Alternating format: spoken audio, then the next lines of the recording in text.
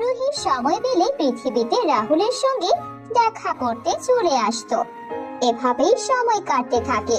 ওদের বন্ধুত্ব কখন ভালোবাসায় বদলে যায় ওরা কেউ একদমই বুঝতেই পারে না।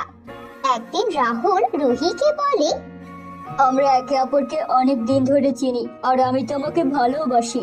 তুমি কি আমাকে বিয়ে করবে?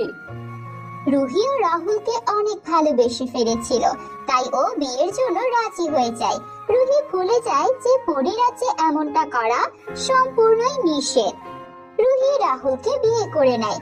এরপর রাহুলকে নিয়ে পরিরাজ্যে চলে আসে। পরিরাজ্যের সব পরীরা রুহির সাথে একটা মানুষকে দেখে অবাক হয়ে যায়। সবাই এই ব্যাপারে রানী পরীর কাছে জানাতে চলে যায়। রানী পরী রুহি ও তার স্বামী রাহুল দুইজনকে পরিরাজ্যের পরিমহলে ডেকে আনেন। রুহি, তুমি আমাদের পরিরাজ্যের সবচেয়ে ভালো পরী ছিলে।